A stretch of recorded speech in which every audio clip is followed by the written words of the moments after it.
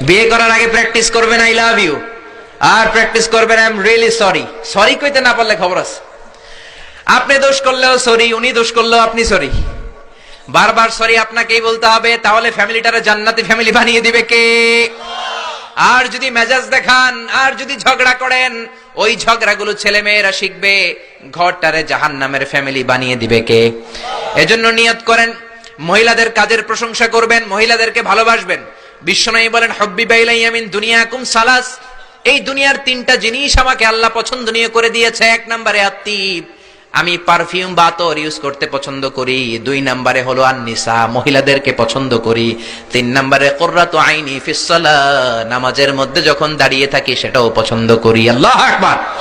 আমার নবী পারফিউম দিতেন বেশি বেশি, আমরা দেই এইখানে, নবী দিতেন এইখানে। কারণ বিশ্বনবী আতর ব্যবহার করার পরে সারাদিন যত মানুষের সাথে মুসাফা